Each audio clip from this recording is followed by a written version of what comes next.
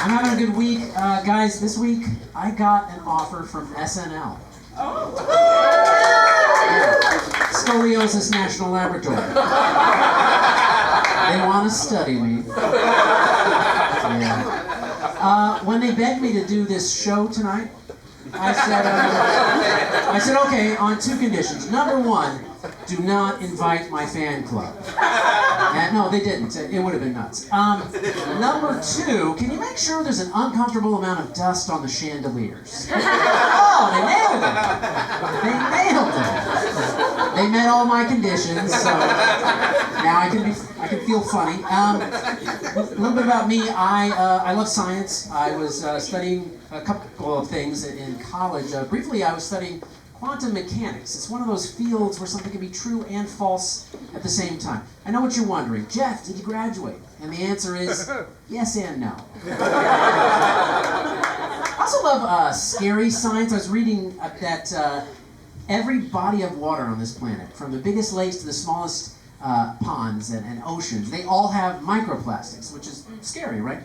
But here's something also scientifically true, but way scarier in my opinion. Every Cybertruck on this planet contains micropenis. Don't go in one, you'll find one. That's what I always say. I also love history. I was on Wikipedia just like you. I'll open like 20 tabs and I found this. There was a real dentist in the 1940s, and this dentist's full name, title, and everything was Dr. Gay Hitler. Isn't that crazy? A dentist calling himself a doctor. I'll never get over it. Let's see. I love the news. These are some real news headlines that happened recently, and then my thoughts on them.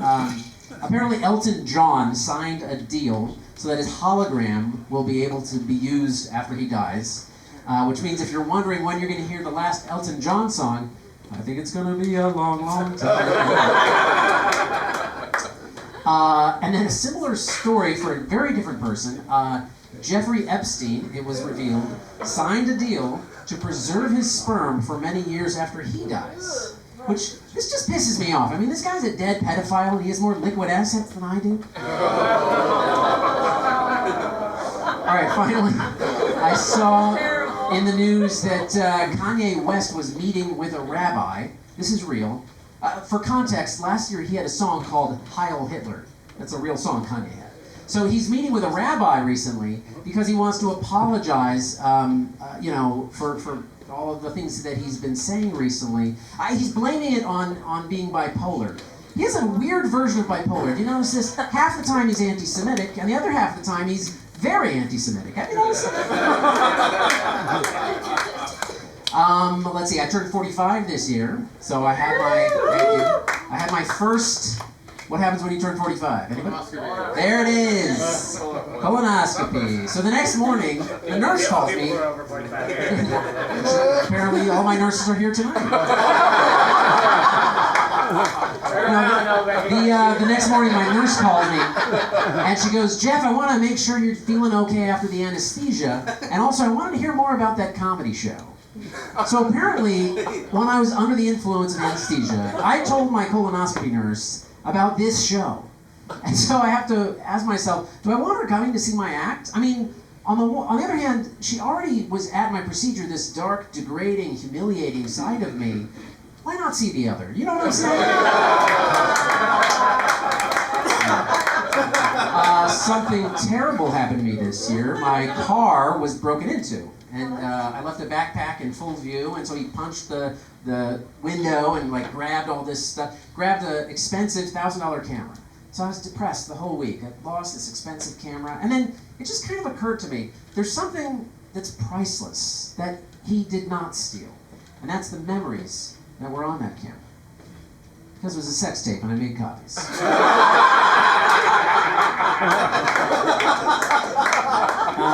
Something else he stole, though. Something else he stole was my joke notebook. He stole my joke notebook. Oh, no. I can only imagine, maybe he needs it?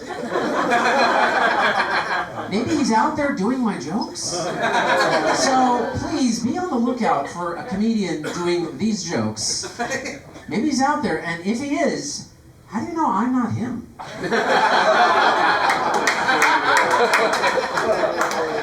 All right, you guys are a cool crowd. I want to try some avant-garde material. Can I do my avant-garde stuff for you guys? Okay. Do you guys like impressions? Yes. How about impression? Because I only do one.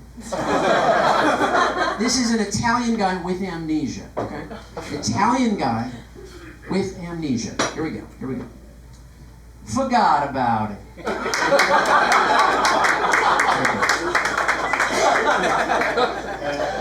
This is something I like to call unthinkable thoughts. I like to picture the unpicturable. I like to imagine the unimaginable. The other night, I was trying to imagine a sperm that almost, but not quite, fertilizes the egg. I was trying to picture, that's not the funny part.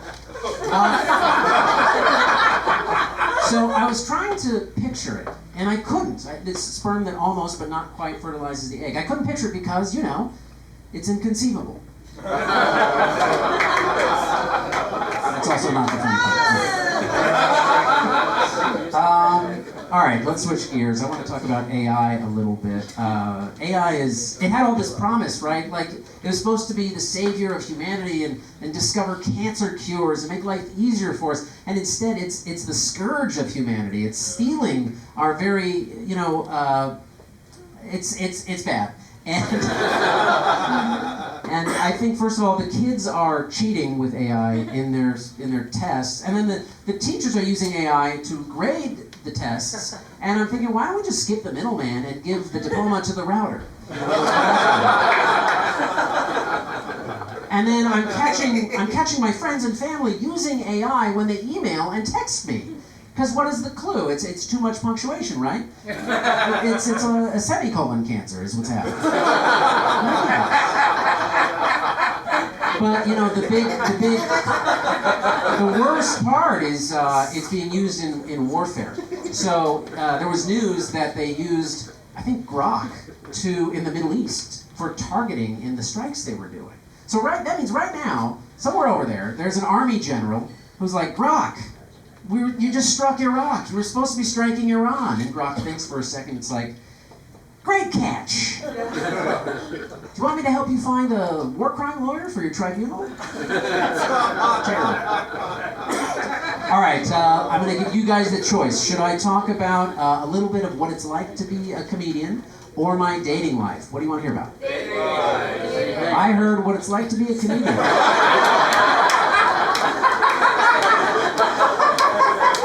My dating life. I'm engaged now, but thank you. But I was not good with ladies growing up. In high school, they called me olive oil because I was extra virgin. I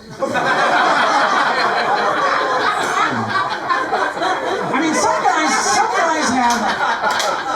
Stay with me, guys. Some guys have bedroom eyes. You know what I'm talking about. Not me. I had living room nostrils. Not as useful. So before I was engaged, I was on the dating apps. And how many of you are here tonight because of a dating app? By a show of silence. Okay. I was on the apps, and I was kind of bad at them. Things would go well, and then they get messed up at the last minute. Always. Like I remember, I was on this first date with this girl, and I thought the vibe was very strong. We talked for like 2 hours, and then at the end, I got my courage up, and I said, so, you want to get out of here? And she goes, yeah, I do. And she got up. I never saw her again. I'll leave you guys with this. This is it's kind of a racy story. It's about a one-night stand I had. Are you guys okay? It gets a little sexual. Let me preface this by saying, every guy at some point in his life worries about penis size. It's totally normal. This guy knows what I'm talking about. I was just points in the dark when I said that. Every guy at some point in his life worries about penis size. I don't. I was with this girl.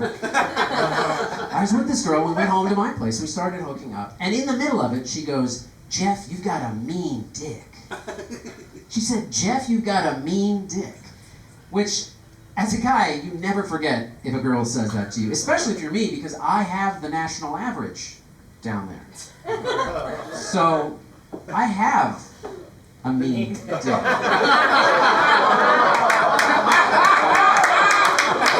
Guys, look around the room. If you're not laughing, you're the lowest common denominator.